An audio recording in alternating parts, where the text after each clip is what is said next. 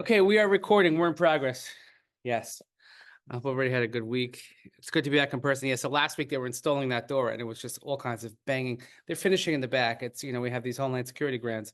So we spend a lot of time on it. It's just ridiculous, but that's the world we live in. What are you going to do? And also we're just coming off, I think I don't know if you heard about this. So we had the most incredible week here with our visitors from Israel. It was just outstanding. And Gail was awesome. Like what she did for the moms, like she took the moms out to a Broadway show and dinner at La Marais. I mean, it was just, but I have to tell you, but I said on Shabbos morning, I said it was one of we had a Friday night dinner here. It was till capacity. We had to turn people away. It was at capacity. And to see secular Israelis coming into shul in their jeans and their tattoos, with I think it was the biggest Kiddush Hashem ever, because it would never happen in Israel that they would go to a Shabbos dinner in a shul, let alone go to a shul. And independently, each one of them asked me, "Can I see the Beit Knesset?" So I'm giving like tours. They want to see the Ark, this and that. And I said this to Gil, and one of the moms said to me, she said that, when you have those trust exercises and you fall down and somebody catches you, she said, for the first time in over a year, I felt like somebody caught me. Oh. So it's really just, and everybody stepped up in so many big ways. We got connected with the owners of American Dream, and they gave us passes for all the families. American Dream. They went to a Knicks game. 43 tickets I got to a Knicks game. And then we had this big gala with all the other visitors that were here. There were 400 in New York, 300 in Florida. We're the only community in New Jersey that had and we have like friends for life. So I'm God willing. I'm just working on my schedule. I'm going to Israel next week, but I'm going to go visit with them. My new best friends, like, the security guys, whatever. So, and we had a media federation, and we did a riding with the rabbi. It was like a lot of good stuff. The highlight for them is one guy being on YouTube, he said, so it's okay. It's really not. But really, I'm like just super proud of our community. Really, really, just tremendous. But like just the Kiddush Hashem aspect of that we need each other, regardless of political or religious differences. Is that we need to set that example. So it was really, really something. So I'm still on a high. I'm glad that it's over, because then I had like 67 WhatsApp groups going at the same time. Like I don't know which one to go to, but yeah, but and hopefully we're getting a newspaper article together about it. But yeah, that's the kind of stuff we should be involved in. So Perek Bet. Now, if the first one was an introduction about the book of Shoftim, the second one is also an introduction, because the first one, the theme was, as we discussed last week, was, listen, do what I tell you and get rid of the Canaanites from your midst. Because if you keep them, and if you think you're going to be best friends with them, and you're going to join the country clubs with them, you're going to get in a lot of trouble. Then this Perek is also an introduction, and we're going to see how it's laid out, but it's also that, listen, if you don't, this is what's going to happen. So it's kind of an amorphous chapter. It doesn't really exist in time, because it goes backwards, it goes forwards, and this and that, but it's also meant to be an introduction. So let's just keep, and we'll see also right away some of the visual and the textual clues that are given to us to help us kind of put things in the right light. So it's Perek base. Vayal malach Hashem min hagilgal el habochim, vayomer a'aleh eschem mitzrayim va'avi eschem el ha'aretz asher nishbati alav azechem va'amar lo afer brisi itchem le'olam. So when I say the word malach, what is a malach? Messenger. Okay, so you went to Frisch, okay. Emissary. Emissary, okay. Angel, okay, so angel. Well, when we say malach as an angel, oh, look at this, my kid's such a malach. Okay. They tell a great story about I can't resist, a shul in Europe, all Eastern Europe, and they're looking for a rabbi. So they sent like the gabbai, the Adel, like really sweet gabbai to go. They heard about a rabbi a few towns over, like, go check him out. And he goes and he checks it out. And he comes back and they say, so no, what do you think? He says, he's like a malach and he's like Moshe Rabbeinu. Beautiful. So they say, oh, amazing. So they hire him. What better approbation than that? He's like a malach like Moshe Rabbeinu. So they hire this guy. He's terrible. He doesn't know how to give a Dvar Torah. He doesn't know how to answer a shaila. He's mean to people, this and that. So they go back to the guy and say, what are you doing? You told he's like a malach. He's like Moshe Rabbeinu. He's like a malach because he's not human. I said he's like Moshe Rabbeinu because he can't talk. So it all depends how you phrase things. So we use the word malach we always say it means angel. We just had it in last week's parsha, right? That in the end of Vayera, what happens? Hey, son, let's go take a walk. Oh, Dad, where are we going? Oh, we're just gonna go take a stroll. Hey, what you got all the knives and the thing and it's gonna schmooze a bit. Okay. And while he's like tying him up on the thing, he's like tying his finger to tie the bow. And he's like, Dad, I see where's the animal? Yeah, that's you, son. So what happens? He's about to do it. He's about Vayikre love malach Hashem in Hashemayim. So that means we always read that as an angel of God called out to him from the Shema. He says, "Vayomar Avraham Avram Yomer Hinei," and he says, "Don't do it." Okay.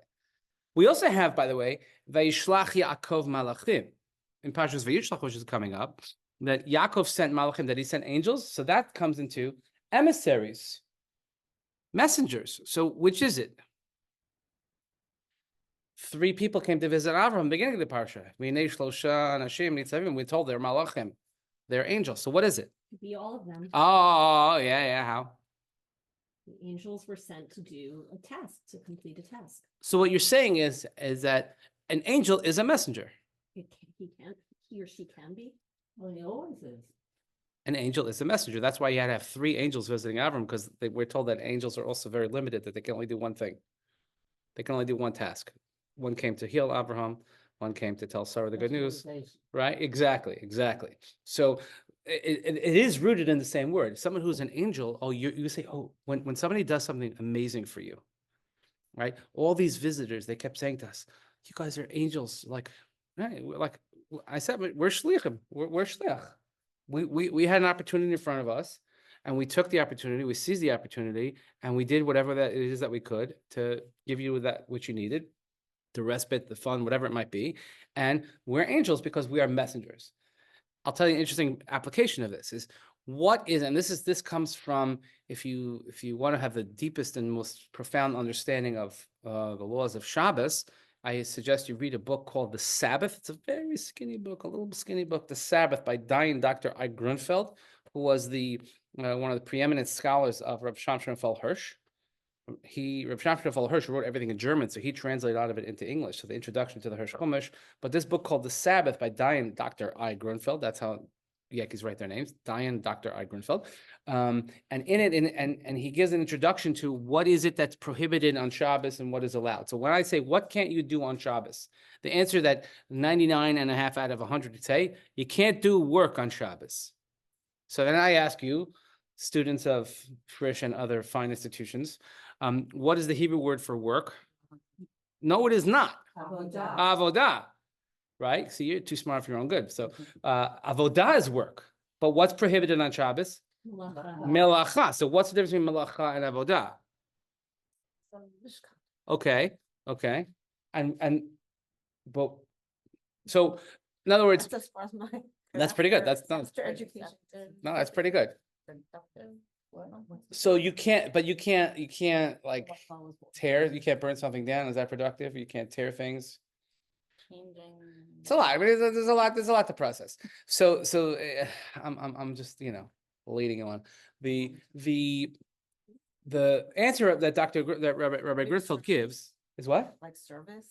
So yes, it's really interesting. So in other words, when we say work, so I can't, for instance, in my house, let's say in my house on Shabbos, and we're indoors. Let's say we're in this room, okay? And I decide, I don't like the way the room is set up. I want to move mechizah to this side, and I move the chairs to that side. Am I allowed to do that on Shabbos? And those things are heavy. No, because it's a change. That's building, It's changing. Yeah, I'm gonna bust your bubble here. Yeah, you can. You can't. There's no prohibition whatsoever of moving furniture around. All furniture. Well, Wait. we're inside. There's no air. Plugged in. There's no air. Furniture, that's not considered building, but opening an umbrella is Yeah, considered but- building. There you go. So there you go. What does that have to look like? What? It's not. I can't write 2 letters with a pen, which 0 exertion. I can't do that because it's not about exertion. It's not about work. It's not about that. That's the whole thing. Is that we kept. So to fine tune your excellent point right there is to say what you're trying to say. I know what you mean to say is the way he describes it is your creative mastery over the universe.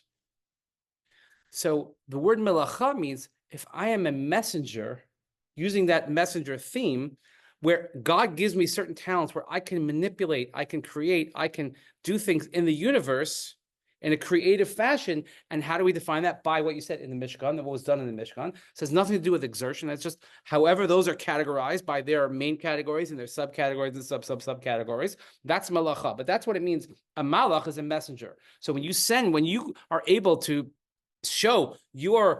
make your mark on the world, so to speak, through your creative abilities. Yes, when you do use the word creative, as it was worked in the Mishkan, that's malach. So here we have a malach of Hashem comes from Gilgal to Bochim. Now, we don't know where Bochim is. We're going to see that it's not made up, but it's a place that was named after Bochim. If I say Bochim, what does Bochim mean? To cry, okay, right? So Jews were very good at crying, okay. Gilgal, we know. How do we know Gilgal?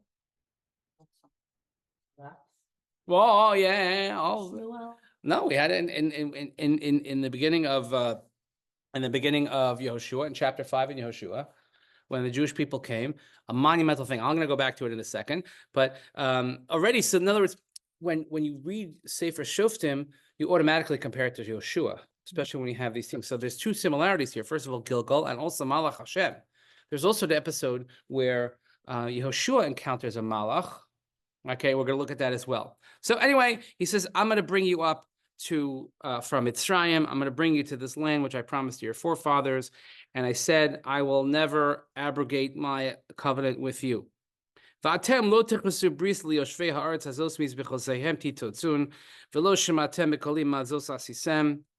you don't seal a covenant with the inhabitants of this land.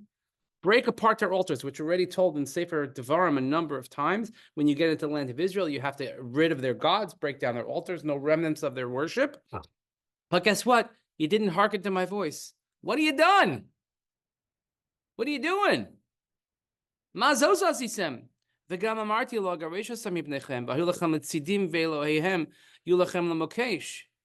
also said, I will not chase them out before you. They will be into you like thorns in your sides, and their gods will be a trap for you. There's also a very well-known pasuk in the end the end of Bamidbar. In the end of Bamidbar, this is always people like, especially the right wingers, they love these verses. The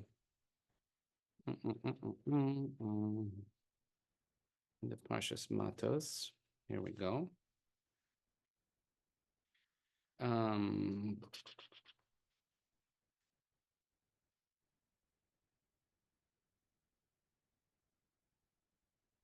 Not the Chalitzim, a little bit before here.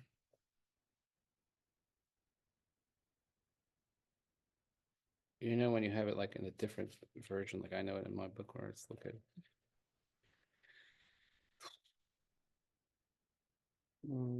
Parshas Masi. They go here. You have to go inherit. Yes. You have to have your migrash. What's up?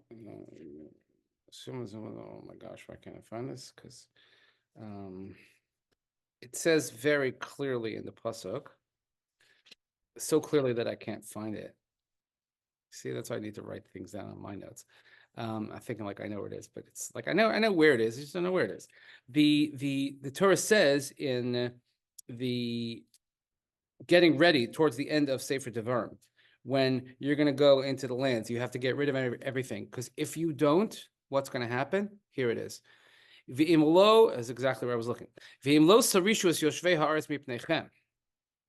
If you do not drive out the inhabitants of the land before you, v'haya asher tosira mehem l'sikim be'enechem u'litzininim b'tzidechem v'tzarva eschem al aretz asher temershvim ba.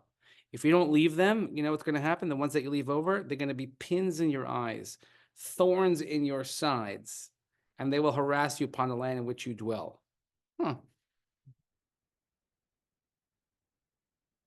Just wondering, has that ever come true? Has that ever happened? Okay. And that what I have meant to do to them, I will do to you. And by the way, it's coming true here. So it says here, what's going to happen? Tzidim, they're going to be the same thing, like the thorns in your sides, and their gods are going to be a trap for you, which also says several times in the Chumash, L'mokesh. is it's going to be some sort of, it's going to be, and it's not much of a trap, but an entrapment that they're going to suck you in and they're going to want to, right? There are things in life that are entrapments like that you can't resist, right? Like I'll give you a very benign example, very, very benign example, which you know where I'm going with this, right? Right. So last night on, I don't know, one of the channels, maybe it was Paramount TV. They were showing Shawshank Redemption, right? How do you turn that on and not watch the rest of it? Exactly. Right? How do you, especially when it's at the end? I turn it on, it's at the end when he breaks out of prison. But if you haven't seen the movie, I'm just telling you right now, he breaks out of prison. Sorry if I ruined it for you. But if you haven't seen Shawshank Redemption by now, then shame on you. Okay. So you get sucked in, right? Pretzels. What'd you say? Which kind? Oh, the honey. That's a hill they put out They some put of those it out, pretzels and- that Doris was complaining about. I know they go straight to my hips. Yeah. So things like that, which are an entrapment. So these gods, because it's not like, oh, we hate you, we love you. Come be a part of us. Let's, and that's the worst part. Okay. When someone has, and there's no family that's not affected by this. I don't care who you are, but intermarriage, it affects every family, some closer than others. Okay. And what's the reply always from the other side? They're so nice. She's wonderful. I know that's the problem, is that she's wonderful. That's exactly the problem. Why can't they just be horrible? Why can't they be mean? Why can't they be like Moshe and the Malach? No, they're so nice. That's what makes it so hard, right? And they make the best family members. I love you, but I just can't love you. That's the problem. That's what makes it so difficult. So he says, you know what? You're going to be a mokesh. Vayhi kitaber malach Hashem es hadvarim ha'el el kol bnei Yisrael, vayisu ham es kolam vayivku. So when the emissary of Hashem spoke these words to the children of Israel, what happened? Oh, they cried. So just think about this crying, and we're going to think about a couple of things. We're going to draw some parallels back and forth, like up, down, etc. Vayikru shem hamakam ahu bochim vayizbichu sham laHashem. They called the place Bochim because it's crying, and they brought offerings to Hashem. Okay. So, let's look at first two things that are mentioned here: Gilgal and Bochim. So Gilgal, as if you have Yehoshua, if not, I'm just going to read it. You don't need to have it. In Perek of Yehoshua, the Jewish people came to Gilgal, and it was there that they performed the mass Korban Pesach, right? Remember that they finally get into the land of Israel. They get to Gilgal, crossing the Yarden here, going there, Har Grizim. They bring the mass Korban Pesach, which perhaps had not been brought since year 1 of the Exodus. Remember, they stopped it a lot of those years because the people were not ritually fit to do so. They didn't have a Parah Aduma. So they bring the Korban Pesach. And also something else happened in mass there at Gilgal. Correct. Wow. On fire. And fuego. Circumcised. Mass circumcision. Right? Mass circumcision. Not pretty. And so Gilgal in the beginning of Yehoshua represents, think about it. People had not been circumcised because they couldn't do it in the desert. And they bring the Korban Pesach, which they had not been able to do in so many years. So this is like a very much of an upward trend. It's like, this is like a really good sign. Like we're about to go in, we're in the land of Israel, and look, we're doing like Jewish people of Israel stuff, right? We're bringing the Korban Pesach, and we're having Bris Milah, which, by the way, are the two most important, not most important, but they're very important covenants. We say ve'omalach b'damai chayi, ve'omalach b'damai chayi, every bris. When the moral takes the thing and he dips it in the wine, he gives it to the baby. While we say that, b'damai chayi, twice it says b'damai, but the blood is your life, the blood of the Korban Pesach and the blood of Bris Milah. And parenthetically speaking, if one looks at the mitzvah in the Mishnah, the beginning of Krisus, when we talk about kares is the excision penalty. It's a penalty that comes from heaven. But there are only 2 positive commandments in the Torah for which one gets the excision penalty, the kares penalty for not, normally you get a penalty for doing something you're not supposed to do. If you don't do something that you're supposed to do, right, you don't get credit for it. But this is one where you get actually not just a penalty, but the excision penalty, kares. You'll never guess what those 2 are. Take a wild guess. What? Eating on your Mila and Korban Pesach. Exactly. Excellent answer. Korban Pesach. Those. So therefore, these are the two monumental things that they're doing. We're heading up and we're going. Okay. Then in the fifth chapter, and it says Yehoshua is in Yericho. This is after Gilgal. They do all that. He picks up his eyes. Vayseina vayar v'hine ish omer lenegda v'char b'shlufa biyado.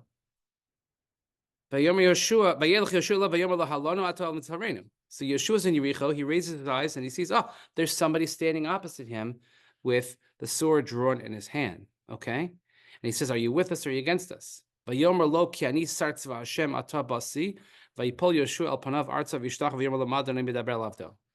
He says, no, I'm the commander of Hashem's legion, this mysterious commander of Hashem's legion. Now, when I say to you, someone is a mysterious commander of Hashem's legion, what do you think that is? It's an angel. Who else gets the job of being a commander of God's legion? Okay. And he says, Yeshua realizes this. He bows down in front of him and he says, what do you want to say? So, Vayomer sartzva Hashem el Yoshua shal na'alcha me'al raglecha ki ha'makam asher tamid alav kol Yeshua vayas Yoshua. Okay, the commander of Hashem's legion says, "Take your shoes off." Which again, the parallels are amazing, right? Because what happened when Moshe met God for the first time, he said, "Take off your shoes." Are people here? It's so funny because we're not a take off your shoes house. Some people are like big time take off your shoes house. Especially I know the guests come over. When my daughter has her 76 friends over. I don't know how they could figure out what to shoes. They all have the same shoes, like the same like white on white sneakers that they're all wearing all the time, and they like leave them by the door and like walking. I'm like trip them. Like we're not a shoes at your door people. Some of the old, even if you don't wear shoes, you have to wear socks because God forbid you go barefoot, right? Because then your grandmother would yell at you saying you go barefoot. That's a sign of shiva, right? The chas v'shalom, things like that. It's like don't whistle in shul. The five nish in shul. Oh, you gotta look that one up, okay? And Yehoshua, and that, so he has this encounter with the Malach, okay? Now. Who was the Malach that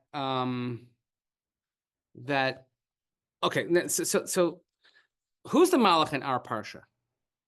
Interestingly enough, it appears in a medrash in Vayikra. And crazy chances are that I happen to have it right here. And this time I marked it off because I know it work. Okay? But it's actually the very first medrash in Vayikra Rabbah. Medrash, there's something called Medrash Rabbah, which is the Agadic medrash. And it does? What does it say? Oh, Pinchas, right. Rashi says, right? Yeah. And where does it quote it from? Does it give you the source? No. Look in the note. What does it say? Oh.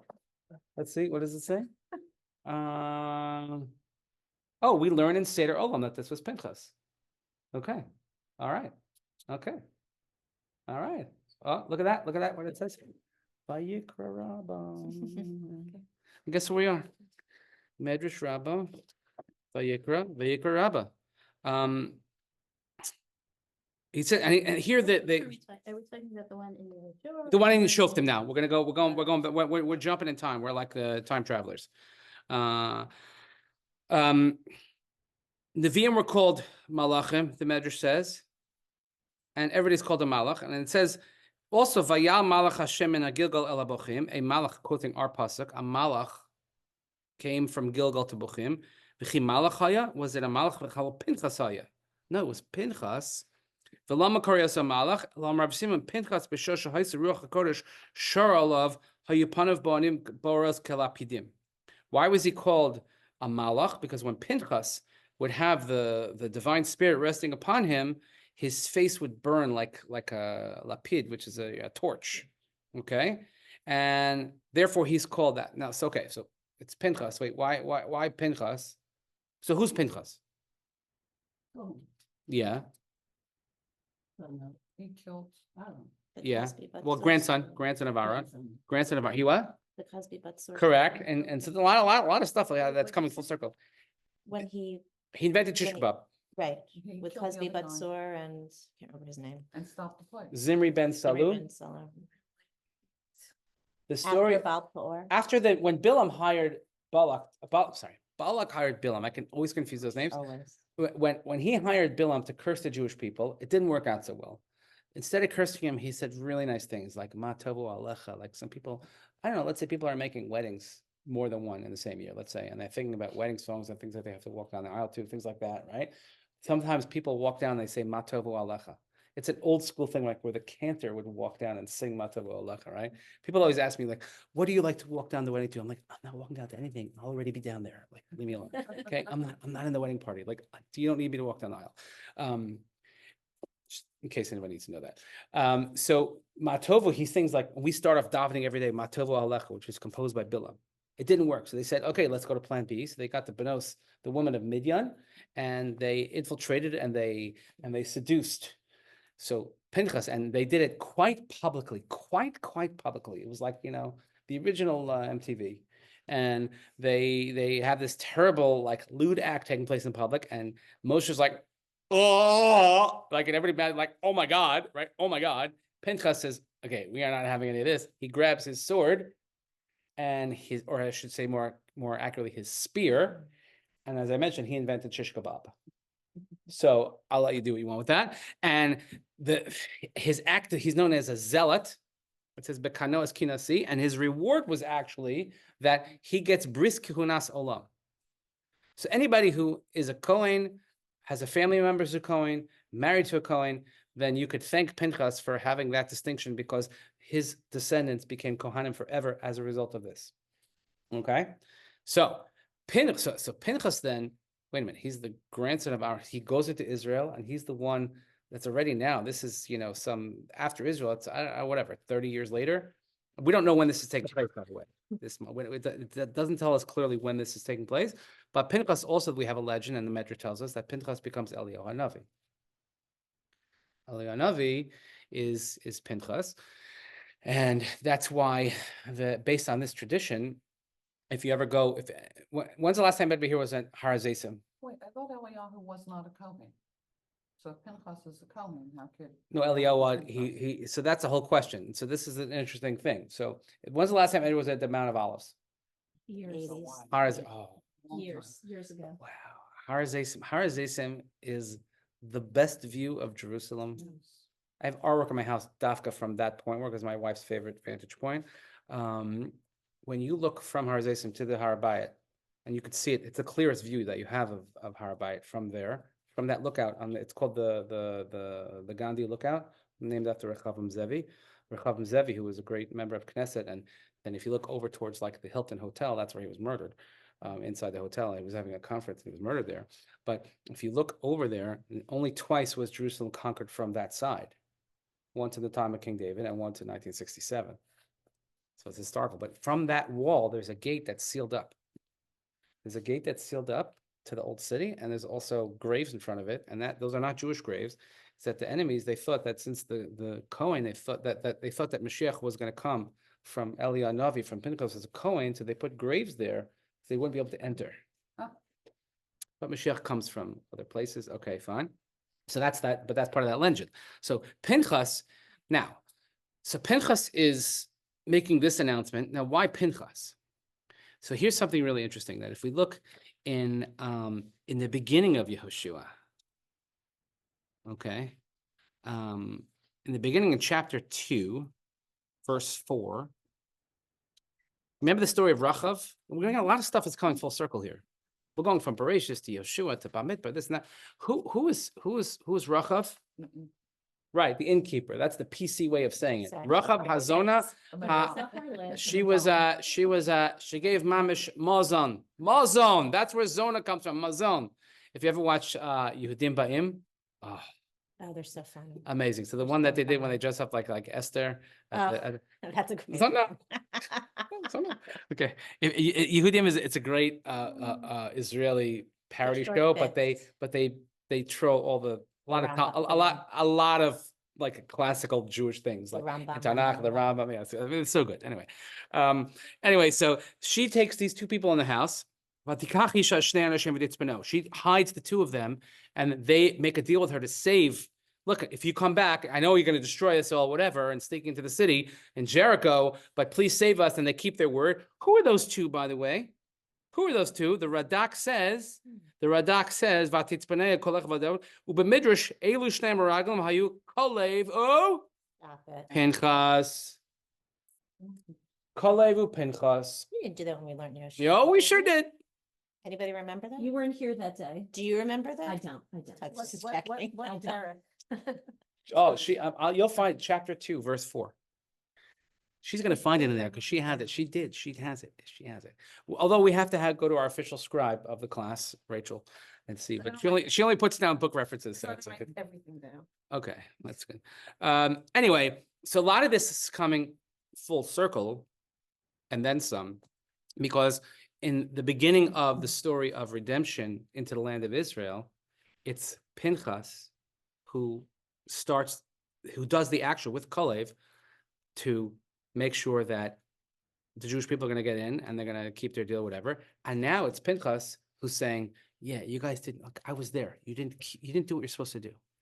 But even that incident, Kalev and Pinchas, that's important because Kalev was, of course, who's Kalev?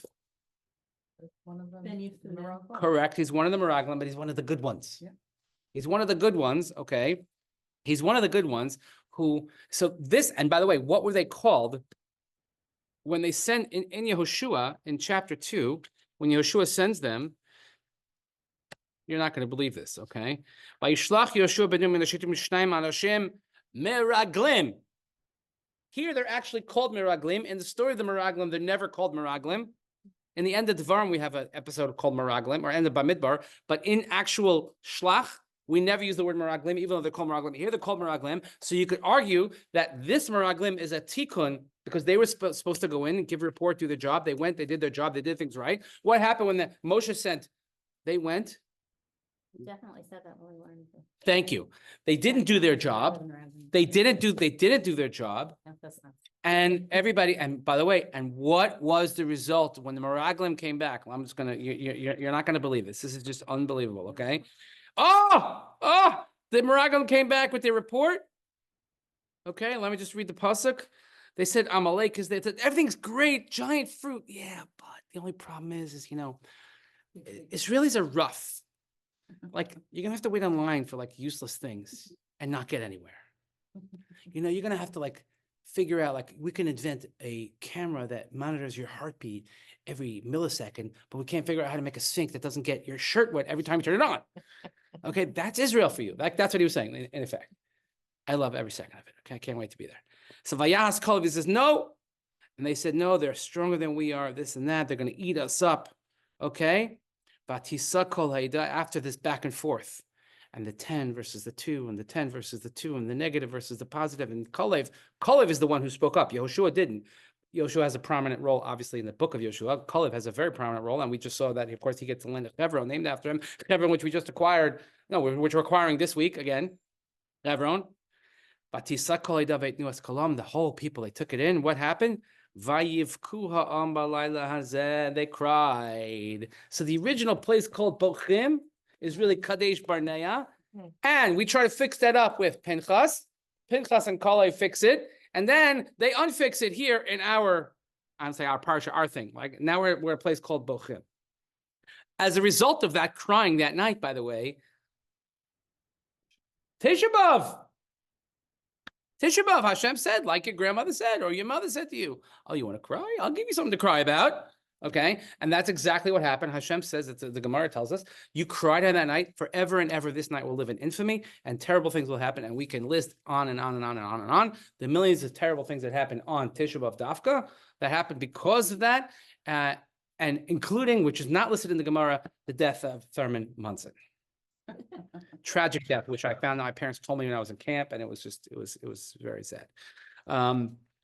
If you grew up as a Yankees fan, that's what happened. So we're going from like success, pretending like this great future, to now this sort of ominous taking place. So now, as we go through the psukim now, starting we'll see in Yodalef. Let's start back in Shoftim and Vav. It's fascinating how it all gets weaved together, and it's important. That's why you can't learn. We never learn just psukim in a vacuum. We have to learn them, as I always say, bigadol. We have to always see them in the bigger picture, and that's how we learn pretty much all of Chumash and all of Tanakh. So Vayishalach Yeshua Sa'am, Vayichel Bnei Yisrael Ish Lenach Lasol Rishus Ha'aretz. So Yehoshua, again, it's like he had sent. It's not that he sent them now. We know this. This is going back. This is going backwards and going forwards. That's why Yehoshua had sent. That's word vayishalach, not vayishlach. Vayishlach means he sent vayishalach, and he had sent them, and they went to each to their inheritances, etc. Vayavdu ha'ames Hashem kol yimei Yehoshua.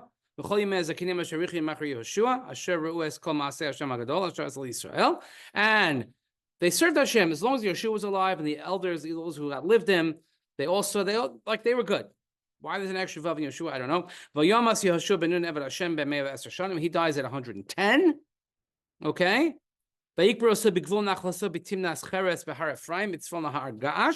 And he is buried in the borders of heritage in Timnas Cheres and Har Ephraim, which is north of Mount Gash. Gash today is known for a few things. One thing is known for that there's a 9-hole executive golf course in Gash. Not too good. V'gam kol adarhu nesfu levosav, and then that whole generation, that's the word that's in nesfu, that they were gathered. We have it in this week's parsha. That's gathered. It usually means that they are tzaddikim, they were righteous. And here it's telling, like they followed in the ways, they were righteous. Vayakam dor acher achareihem asher lo yadu as Hashem v'gam as ma'aseh shel Yisrael. Oy vey. Look how quickly it happens. Look how quickly it happens that a new generation arises that they didn't know. They don't know. Asher lo yadu as Hashem. They don't know Hashem, and they don't know what He did. It doesn't take that long. It's a matter of a half a pasuk. It's like Mitzrayim. It's like what we're going through right now. Okay, in our conversation with our guests this week, and they're amazed and they're astounded, and like we do, I'd say we do a much better job than most. But if you look at the average Jewish college student today, okay, and their view towards Zionism, it is alarming.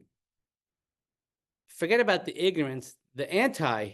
It is alarming. I got involved last year with the LaFell, I forgot what we call it. It's about Zionism, okay? It started off because at APAC, we used to have a rabbinic conference with rabbis, how to support rabbis who are Zionists, et cetera, educate. I'm still involved in that. I'm leading a trip of rabbinic students. It's extremely valuable. We take about 15 to 20 rabbinic students. It's a 2-year program, and it culminates with a trip in Israel. And in Israel, it's Reform, Orthodox, Conservative, you name it. And we teach them about Zionism, and we hear from all sides. It's not like we're not feeding them anything. We're just putting it in front of them, but they have to learn. They have to see for themselves in Israel. So we have a conservative, a Reform, and an Orthodox mentor. So I serve as a mentor on this program, and it's because the idea is that they're going to go into pulpits, and we want them to be Zionist, which is not a given. In the Orthodox world, okay, but in the conservative and even more difficult in the Reform world. And then so as a result of what happened last year, our whole conference, listening to me was eye-opening. So for my colleagues and for me, like there was, I can't say I learned a lot from the content. I don't need someone to teach me how to be Zionist, right? But I remember once years ago on a federation trip, they had a session for rabbis. How do you speak about Zionism from the pulpit? And I'm like, what? I mean, you get up and you speak.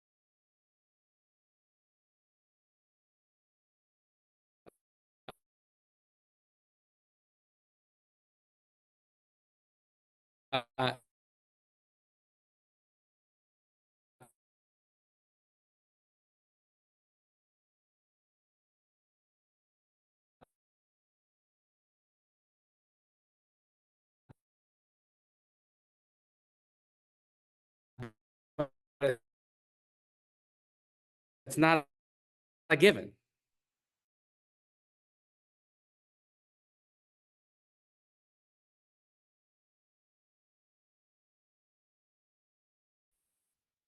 They have to thread the needle, the audience. It's very, very hard.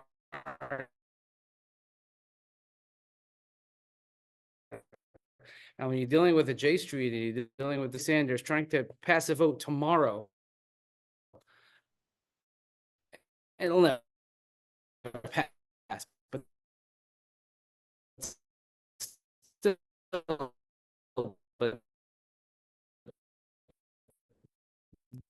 what people say means a lot. Okay, it's people dig in, and they don't know. Just saying, it's not a Baalim. Well, I'm not today, but we'll get into like who is this Baal? I just Baal have some the God of their fathers who took them out. How do you think your parents survived the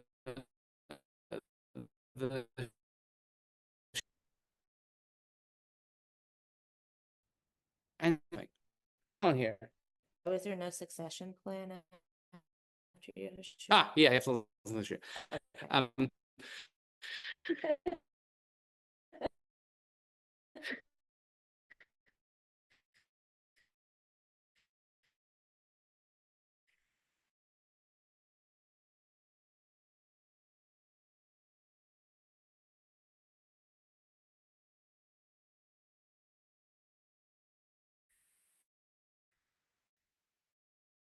We'll get into, hold on, I'll get into that in a second. And they went down.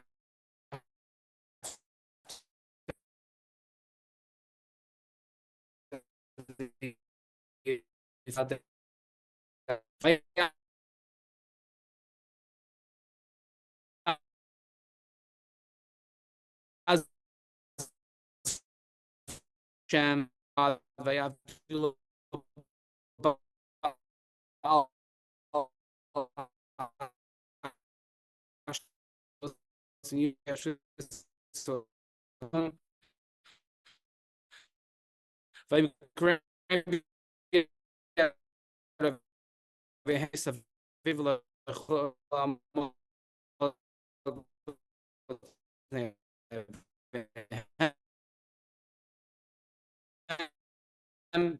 and Hashem would get angry against them. Then he would put them in the hands of their enemies, and the enemies would Hashem would actually they would prominent.